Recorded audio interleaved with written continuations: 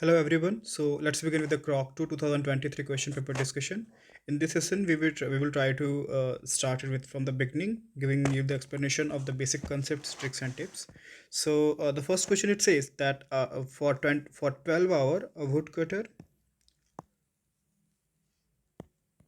for 12 hour a woodcutter has been working outdoor in the windy weather at the room temperature at the air temperature of +4 to 5 degrees Celsius. His shoes were compressing the distal part of his feet,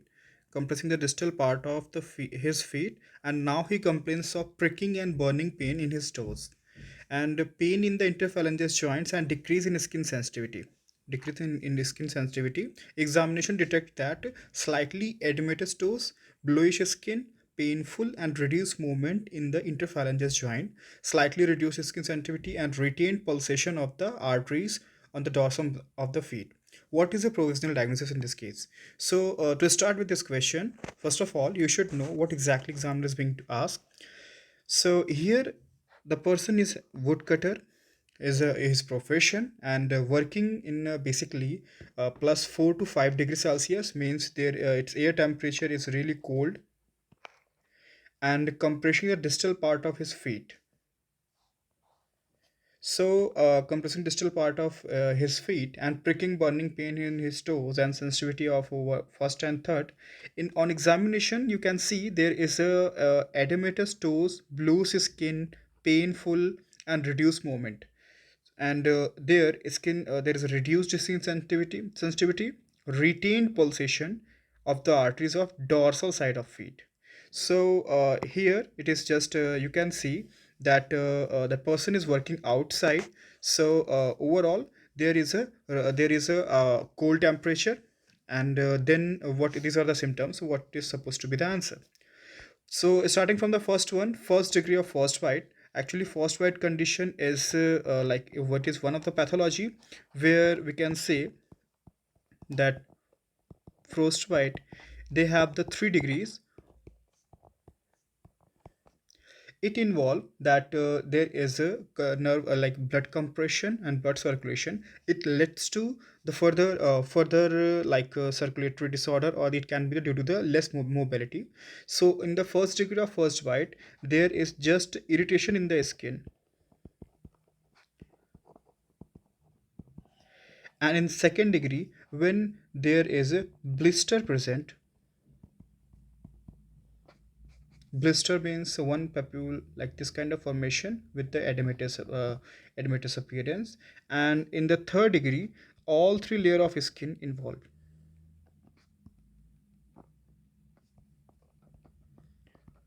So this condition for first bite, this is basically it is a one introductory section for the compressing of the part. So first bite for the obviously for the compression. Let's look at the second and other options. Second option says it's critical ischemia of the feet. So when it is a critical ischemia of the feet, so there is a basically blockage of some sort of blood vessels, and it led to the there can be the retrogressive growth, or it can be the death of the further organs, like further part of the organ. But in our given case, there is a what is that? There is a compression of distal part of his feet, and it is edematous and bluish skin. Okay, and it's painful. In case of ischemia, it will not be painful, or neither it can be like a less pulsation. The third one, acute interphalangeal joints arthritis. In joints arthritis, yes, it is edematous, but it will not be the bluish skin. It's painful, and also reduce skin sensitivity, retain pulsation. They don't have any kind of effect in the arthritis. In case of obliterating end arthritis, so this one is basically end artery disease. So in case of end artery disease, the peripheral blood vessels, they get damaged and blocked by some sort of deposition. Crush syndrome. Crush syndrome itself, when there is some sort of like we can say that there is a one part of compression, like one part of compression is involved. So that is known as in crush syndrome. So here the answer is first bite, first degree. So what you have to remember that in case of first bite, when there is a irritation only skin level, there is no blister formation, there is no any kind of skin involvement. That is why it is a first degree. Moving to the next question. In next question, it says that 1 week ago, a 68-year-old woman suddenly developed pain in left half of her chest and shortness of breath.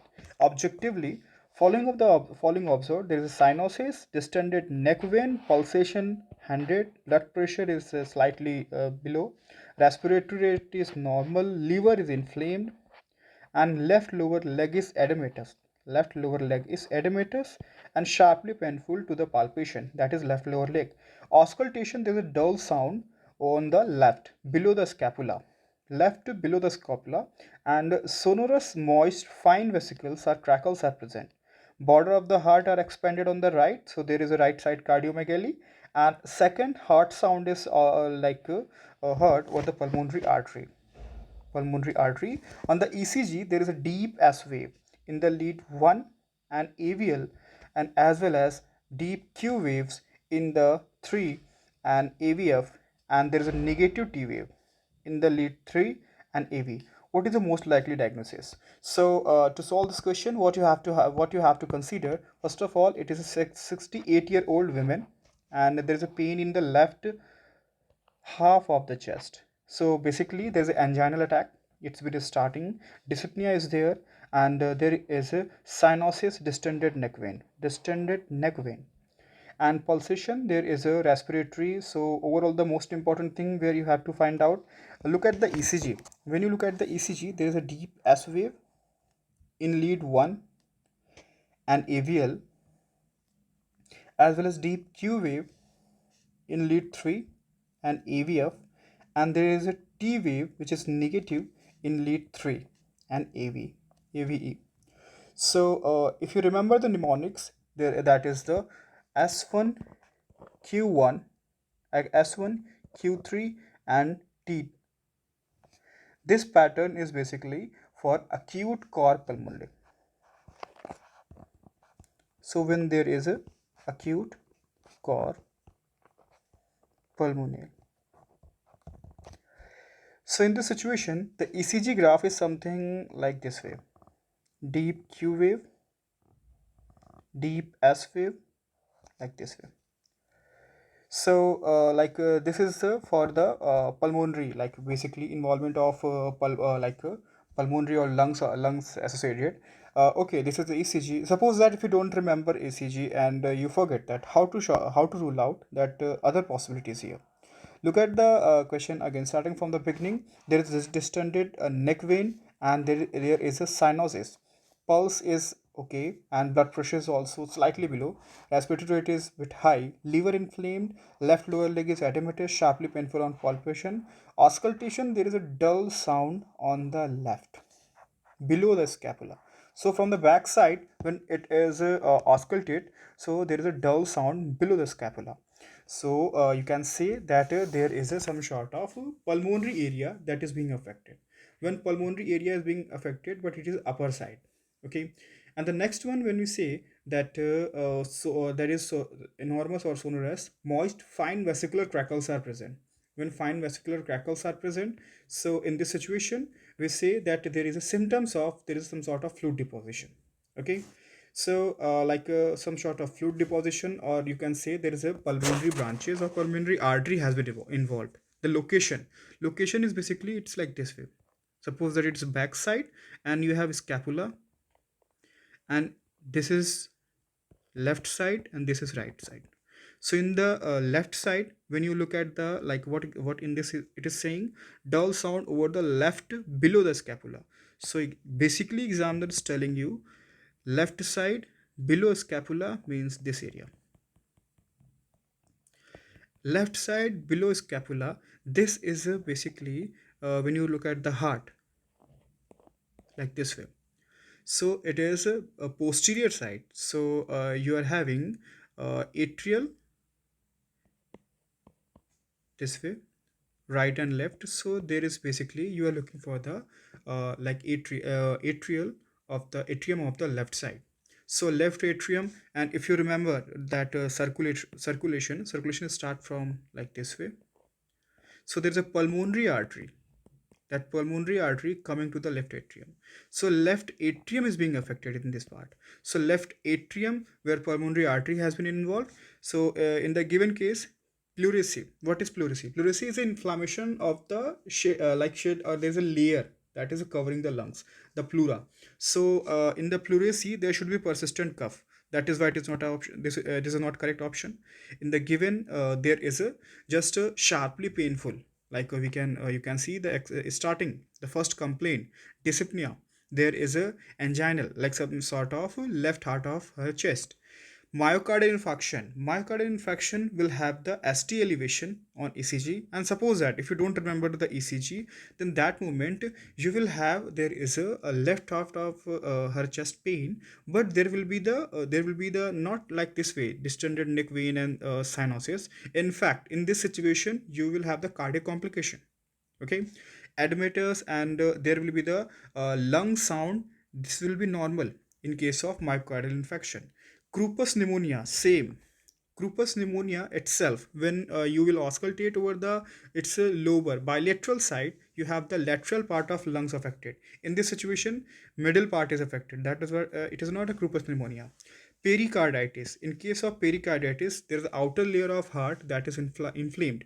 So outer layer of heart, when it is inflamed, so in this situation you will have complication with the heart, not with the lungs. So you have the dull sound. Obviously there is some sort of deposition or some sort of liquid.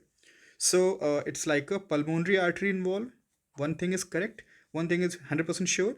It is thromboembolism, because only one side is affected and it is not having the gross kind of like explanation, or in the question it says that there is only dull sound on the left below scapula, so one localized focal part is being affected. That is why the answer here is thromboembolism of pulmonary artery. Thromboembolism of pulmonary artery. So to remember this one here, what you should one graph when you go for the ECG. So first of all you have first ECG, second and third, and in the given there is a all three involved. When all three is involved in SQ2 elevation, so mnemonics or trick you have to remember, it is a definitely there is a pulmonary embolism, or you can say that there is a pulmonary thromboembolism involvement. Now there is the let's talk about next question. Next question says that there is a 2-year-old child suffer from frequent long-lasting respiratory disease and there's a pancreatogenic malabsorption. Mucoviscidosis, that is cystic fibrosis, is suspected. What studies necessary to confirm? It is one liner, direct examination question. In cystic fibrosis, what we check directly? There is a sweat chloride test. What is the amount of that particular in sweat chloride? If it is more than 60 millimole for the sweat chloride test in case of cystic fibrosis. Now let's talk about others as well. In case of immunogram, what we see, we basically see when there is a rule out, when there is a antibody deficiency or some sort of antibody disorder. Karyotyping is done when you suspect some any kind of genetic disorder, genetic disease. So in the complaint, when you have the genetic disease, bronchoscopy when there is some sort of respiratory pathology. Respiratory pathology. What can be? It can be bronchiectasis. It can be some other lungs malformation. So in case of most common congenital atresia, chest x-ray, it's when you have the pneumonia symptom, or you have to rule out some sort of other infectious disease or non-infectious. So cystic fibrosis for sweat chloride test. Next one, in question number 4, it says that there is a 45-year-old man with a history of MI developed a brief attack of palpitation accompanied by the sensation of the lack of air, fear and vertigo. Blood pressure is down, it's 90/60. ECG attack shows the extended QRS complex. With the heart rate of very high, it is 160. Discomfort, that discurrent shift of ST segment and T wave. There is a shift of ST and T wave. Dissociation of atria and ventricle rhythm. There is a dissociation of atrial ventricle rhythm is seen. So, in this question, there is a history of MI, first thing, myocardial infarction, and there is a hypotension. There is a hypotension, and next one, there is a bradycardia,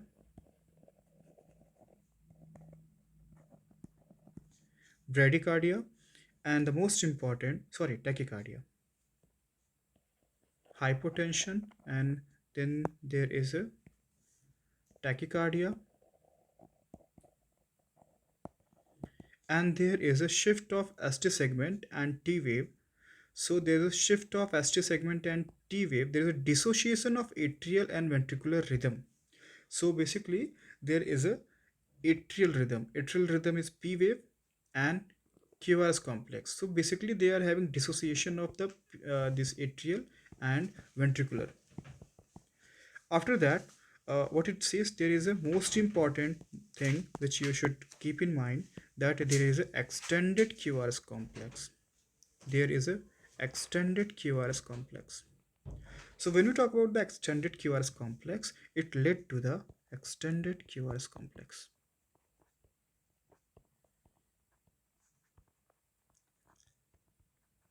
So in case of extended QRS complex, we have that which means that there is a ventricular involvement, ventricular, ventricular tachycardia. Now, if you look at the answers, atrial fibrillation. So when there will be deformation with the P wave, there is a deformation with the Q wave. That is why it is not atrial. Proximal supraventricular tachycardia, when there is a no QRS complex distension, but you see on the ECG there is a QRS complex is widened, but it is not it is not something like where you have like a extended, or there is a widening or so that. And next one is a paroxysmal ventricular tachycardia. When we talk about the paroxysmal ventricular tachycardia, in this situation, patient is having complaint which is already with the like linked with the some other sort of frequent you have the ventricular tachycardia for sure, and because it is having dissociation of atrial and ventricle rhythm, so it is paroxysmal. Frequent ventricular extrasystole, it's completely different pathology. In frequent ventricular extrasystole means you have a that QRS complex widening like this way. Ventricular fibrillation is having different pathology, where you have the ventricular, that it is like this way, ECG. So this overall, what you have to keep in mind: extended QRS complex, hypotension, and tachycardia, and there is a shift of ST segment and T wave, decision of atrial and ventricular rhythm, that is led to the paroxysmal ventricular tachycardia. Paroxysmal ventricular tachycardia. Next question. In next question, it says that a 42-year-old man, minor, was freed 12 hours spent under the rubble. Objectively, his both lower legs and feet are pale. There's no pulsation on the peripheral vessels, no sensitivity, no passive movement in the joint. He was hospitalized with the tourniquet applied on both limbs. What urgent first aid must be provided in this case to prevent the myoglobinuria and acute kidney failure? So it's important to understand what exactly does it mean that there is a man, he is a miner, and basically maybe he's working in the like coal mine or some sort of other mines, and there are 12 hours spent under the rubble, and there is objectively his lower leg and feet are pale, so there is a less blood supply. So lower leg and feet are pale, that means blood circulation is preserved, so there is a less blood circulation. There is no pulsation, important point. There is no pulsation on the peripheral vessel, no sensitivity, and there is no passive movement in the joints. He was hospitalized with the tourniquet applied on both limb. So what happened that there is a, let it be like this kind of leg, and there was tourniquet. So it's like completely, it's like covered like this way, and it he was hospitalized with this one. What urgent first aid must be provided in this case to prevent myoglobinuria? Why myoglobinuria will happen? Myoglobinuria, so let's break it down. Myoglobin and urea. So skeletal muscle, when it will break down, it led to the formation of myoglobin. So whenever there is a breaking of skeletal muscle, it led to the myoglobin, myoglobin plus its byproduct is urea. And when it is high in blood, it will lead to the load over the kidney, and sudden load over the kidney, that may result into the acute kidney failure. Okay, so what we should not do, the most important thing that here, when we solve this kind of question, it is bit tricky, but it's like easy as well. What we do, that do not remove tourniquet, provide hyperbaric oxygenation. One thing is sure, that what will happen, suppose that you are working in the hospital and all of a sudden that this kind of patient arrive. So do not ever remove this tourniquet immediately. Why? Because if you remove it immediately, so there can be the immediate like atmospheric pressure that will result into the compression of peripheral vessels, and it will lead to the embolism, sort of some sort of other complications. So what you should do, first of all, you should provide proper oxygen. That should be hyperbaric, means that with the high pressure oxygen is applied over the affected area. So in this situation, what is given, that first, like you should provide the hyperbaric oxygen, and only then remove. Okay, so that the oxygenation will be conserved, preserved, and there will be the, slowly you will remove the tourniquet. Why you can't only provide the oxygenation or hyper baric oxygenation, and do not remove the tourniquet? If you leave tourniquet for the long time, that will lead to the absolute blockage or permanent blockage of the blood vessel.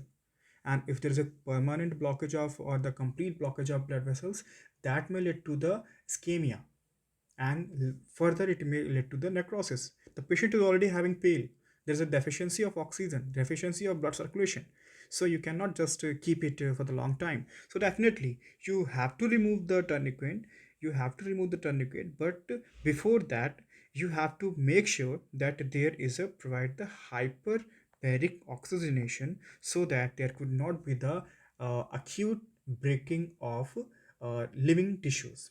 Okay, remove the tourniquet, provide detoxification therapy. Detoxification therapies provide, when we provide, when there is some sort of a like intoxication syndrome, but it is not intoxication syndrome.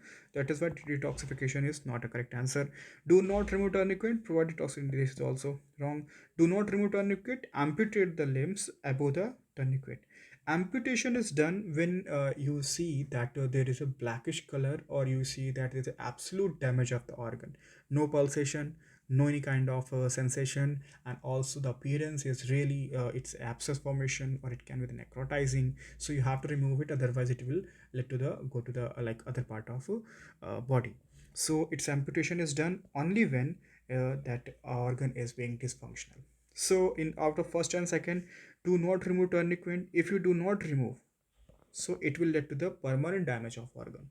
Okay, so you have to provide hyperbaric, that is hyperbaric oxygenation, and then slowly you have to remove this part of, basically, this tourniquet. So when you will remove, the organ will be preserved in the presence of oxygen. Next question. It says that a 7-year-old boy, after fall from the height, present with a rapid shallow breathing, cyanotic phase, and the right half of his chest takes no part in the act of breathing. Percussion detect the tympanitis on his reason, while auscultation detect there is no breathing. And what pathology is most likely cause this clinical presentation? What instrumental examination would you most informative in this case? So simply, here the boy fall from the height, and that led to the rapid and shallow breathing. So there is a cyanotic phase, which means that there is less oxygen supply. And when there is less oxygen supply, so what will happen, that less oxygen supply, that will lead to the basically that can lead to the complete oxygenation loss. So there is a rapid shallow breathing and cyanotic phase. Right half of his chest taking no part in the act of breathing. So basically, it is the right half of the chest on X-ray. So this part, this is the right half, right half. So right half of probably this part, this is not taking part in the any kind of respiration and breathing and percussion detect. There's a tympanitis and tympanitis reason. So there is some sort of fluid, a solid, or some sort of deposition. There is a blockage. So tympanitis, whenever you found, there is a blockage, end blockage in this region, while auscultation there is a no breathing there. So absolutely it seems like dead space. There is it can be solid, can be semi-solid, can be liquid. So there is if it is liquid, so there will dull sound, but it is not liquid. So absolutely there is some semi-solid or some sort of a highly dense liquid is present.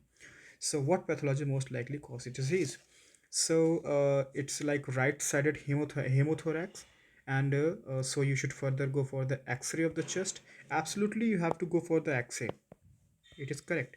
But right-sided hemothorax, why it cannot be hemothorax or pneumothorax? Because in the question you cannot see any kind of blood loss. There is a cyanotic phase. There is a blood vessel. Obviously, there is a less blood circulation, but that doesn't mean that it is a cyanotic one. Sorry, that doesn't mean that it is a hemothorax or there's a complete blood loss. Tension cyst on the right lung, tracheobronchoscopy. No, tracheobronchoscopy is not indicated because in case of tracheobronchoscopy, you have to make a absolutely incision or cut over the tracheal part, and you insert a tube, and you have to find out there's some sort of blockage. But in the question, there's no history of some foreign body obstruction or some sort of any congenital malformation, so it is not recommended. Mediastinitis and survey X-ray. X-ray you should do obviously, but it is not mediastinitis. Why? Because there is a right side is affected. Mediastinitis is a central one, so that is why mediastinitis is not recommended. Airway, foreign body, diagnostic and therapeutic bronchoscopy. No, it is not a foreign body because there is no history. Just he fall down from a height, and after fall down there is a problem. So there is no any kind of foreign body obstruction. Right-sided pneumothorax and survey of X-ray. X-ray need to be done, and pneumothorax, this is most probable as comparison to hemothorax. Why? Because there is no complete there is no blood circulation is given there. If there is a hypotension, if you see that there is a BP low, or you can see that there is a blood loss, so definitely you can go for the hemothorax. But in this case BP is not given, so we assume it is normal, and that is why the condition is here the condition is here pneumothorax. It is right-sided pneumothorax. Okay. Seventh question. For the past 3 months, a 68-year-old woman has been suffering from the pain attack in the heart for the last 10 minutes. The pain attacks occur in the response to the slightest physical exertion. She does not take nitroglycerin because of the severe headache, and she was repeatedly treated for the ischemic heart disease and myocardial infarction. Repeatedly treated with ischemic for the ischemic heart disease and myocardial infarction. Her blood pressure is periodically rise up to the 160 by 80, hypertension stage 1. ECG, there is a critical changes in the posterior wall of the left ventricle. On the auscultation, there is a systolic murmur over the aorta. What is the most likely diagnosis in this case? So first of all, there is a sister like an examiner itself has given you 2 times, so there is a like a hint. So what you have to remember that on the slightest physical exertion, slightest physical activity, there is a pain attack. Okay. So if there is a just a half part is given in the question, obviously it is a like a functional classification of a stage 4, stable exertion of angina pectoris. But there is a other half is most important informative, that there is a systolic murmur over the aorta. When you see the systolic murmur over the aorta, that means that there is a problem with the aortic. Two type of problems there. It can be stenosis, or it can be septal defect, or it can be septal defect. So what exactly is there? You can see that 160 by 80 when you go for the pulse pressure. So when you take pulse pressure, so it is 160 minus 80, so it is 80.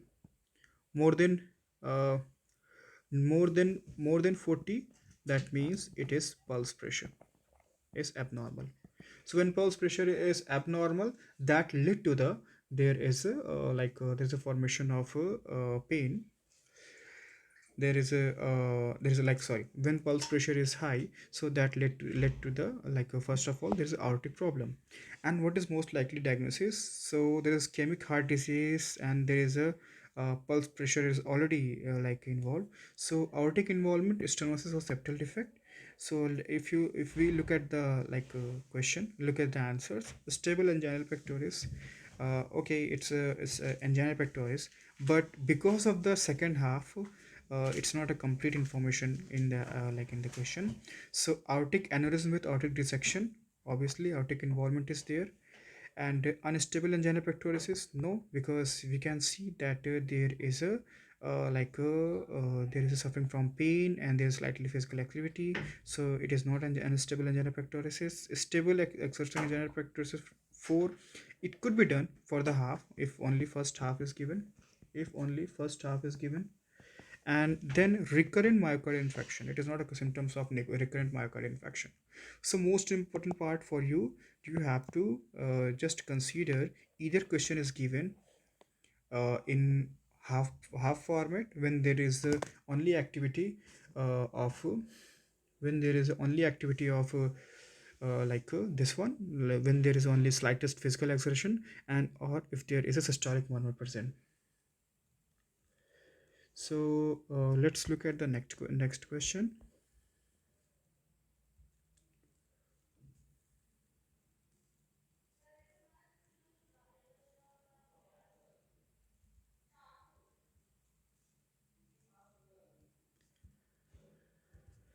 So it's a pregnant woman at 38 week of pregnancy was hospitalized into the maternity hospital for the complaint of a small amount of bloody discharge from genital tract. Sharp pain in her entire abdomen that get started 1 hour ago. No labor activity. No labor activity can be detected. The patient is pale and her pulse is high. Blood pressure is down, and no fetal heartbeat is can be no fetal heartbeat can be listen when you do the fetal heart rate examination. Palpation detect there is a tense and painful uterus. Make the diagnosis. So here basically what happened, a pregnant woman, 38 week of pregnant, it is normal pregnancy. And there was hospital to the maternity hospital with the complaint of a small amount of bloody discharge that is from the genital tract. Sharp pain in her entire abdomen get started 1 hour ago. No labor activity detected. Objectively there is a no labor activity, and objectively there is a blood pressure is getting lower, it is 100/60. No fetal heartbeat. So we can say that in this situation fetal heartbeat it has been blocked, or it can be the maybe it can be some sort of clinical death of baby. So after that there is a palpation detect, there is a tense painful uterus. So it's full term pregnancy. First thing, it's full term pregnancy, and there is a bloody discharge. So it's abnormal, or we can say there is a it can be rupture of membrane. And 1 hour ago no labor activity can be detected. So the patient is pale. So the patient is getting ischemic, and pulse is getting higher. Blood pressure is getting lower. No fetal heartbeat is being heard. So it's what happened in this situation, that there is a bloody discharge but 1 hour ago, and no fetal heartbeat. So most commonly in uterine rupture, it is not a most common thing when there is a uterine rupture is occurred. So the history is most commonly a malignancy when there is a uterine rupture. And next one, there is a placenta abruption. In case of placenta abruption, it is in full term baby. Yes, this condition is fulfilled here. And then we have the, in case of placenta abruption, we have the second one, that when there is a bloody discharge from the genital tract. So yes, and there is a painful uterus, pain present. In case of placenta previa, this will present but without pain. That is why it is not placenta previa. Acute kidney failure, there is no edema, there is no creatinine is given, so it is not a kidney failure. And intranatal fetal death. Obviously, intranatal fetal death you can consider only when there is a there is a not full term baby, and also if you do not, if you are unable to auscultate the fetal heartbeat, that doesn't mean that there is a 100% fetal death. So intranatal fetal death will be the second, or it can be the, it will result into the intranatal fetal death. So after placental abruption, if you do not do immediate cesarean section, so that will definitely lead to the death of baby, and that can lead to the intranatal fetal death. In this situation, the baby is inside the uterus and bloody discharge with pain, so it is a placental abruption. Next question. A 31-year-old woman came to the gynecologist with the complaint of menstruation delay for 2 weeks. Menstruation delay for 2 weeks. Morning sickness with smearing bloody discharge from the vagina. The pregnancy test was positive. Pregnancy test was positive. Ultrasound detected there is no fertile egg in the uterine. And in this case, what must be referred to the following study? So if you look at this one, so it says that there's a 31-year-old woman. So she is basically in the reproductive age within complaint of menstruation delay for 2 weeks. So basically, she would be expecting her menstruation 2 week ago, but there is a 2 week of menstruation delay. So we can say approximately 2 week plus 2 week of implantation. It's like a rough idea. And morning sickness, smear body discharge from the vagina. It's smearing body bloody discharge from the vagina. It is like some sort of like mucus or some sort of secretion from the vaginal discharge, and maybe it's confusing for the patient. The pregnancy test is positive. She is pregnant. So ultrasound, there is no fertile egg in the uterine cavity. Obviously, in the 2 week of implantation, so firstly it will start from the fallopian tube. Fallopian tube. So it confirmed that it is not it is not late. It is just early days of implantation in the fallopian tube. And so next tactics, what is in the patient must be referred for the following study. So first of all, obviously, human chorionic gonadotrophin level in the blood need to be examined. Of course, this one is correct one, but when you it's second week of impact, and because it's bloody discharge, so you should know that is it exactly in the normal level or in the morning time and then in evening time. Next one, okay, so it's MRI scanning. MRI will be not effective because it is just 2 week. So it's 2 weeks, so MRI will be not effective in this situation. PAP, plasminogen, and HCG level in blood. If there is a PAP, plasminogen, and HCG level, basically this one is done for the 11 to 14 week of pregnancy. So it's a pregnancy associated plasma protein A.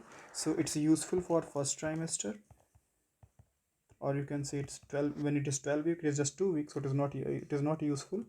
So most commonly in case of what will happen, that the third one dynamic, and the fifth one, there is a progesterone level in blood. Progesterone level will not be effective because it is only effective when she was not pregnant, because in the question it is given is pregnant, so progesterone will not be useful. Now this option, PAP option, and MRI, this three is not useful in this situation. HCG level in blood and dynamic HCG level in blood, why which one of them is correct? If both of them is given, so obviously the HCG parameter, you have to notice that their level and their time duration amount along with amount, like how it has been changed. But in case of the most accurate here, you should know the timing along with the amount of placental or placental hormone secretion. That is why you have to study the dynamic. So dynamic will be the most accurate. If dynamic is not given, then obviously HCG level in blood will be the most effective in 2 weeks of pregnancy. Next question, it says that during preventive medical examination, one of the student at a technical lyceum shows sign of the chiliosis that manifest macration of the epithelial of place where the lip close. The lips are bright red, isolated vertical fissure covered with the red-brown scapes. The clinical signs most likely caused by the insufficient intake of the certain substance with the food. Name the substance. So, chillosis is, if you remember, that chillosis is one word answer when that manifest macration of a lip, and that led to the basically riboflavin deficiency. So in this situation, in this situation, vitamin B2 is the direct answer, and because in vitamin deficiency disorders, we don't need to any kind of explanation because it's a one word answer. Cholecalciferol, calciferol for the D3. Sorry. Calciferol for the vitamin D associated disorder, ascorbic acid vitamin C associated disorder, retinol, night blindness vitamin A associated disorder, riboflavin when there is a B2 disorder, thiamine for the beriberi B1 disorder. In case of beriberi, you have the patient will have the poor memory. In case of B1, there's a poor memory. In B2, there is a skin problem, demarcation. The given condition, there's a demarcation or marcation of the epithelial, so a skin, or you can say demarcation. Vitamin A disorder, there will be night blindness, or it can be the eye related disorder. Vitamin C, when there is a tongue or there is a brittle nail, and this kind of symptoms are prominent in case of vitamin C disorder. And cholecalciferol, or we can say vitamin D, is associated with the poor bone growth, or we can say there's a joint problem. So this is going to be the reason for this this kind of vitamin deficiencies. But in our given case, chillosis is given, or the demarcation of epithelial of joint where the lip joint, so that is led to the riboflavin, so it is vitamin B2 associated disorder. Okay, so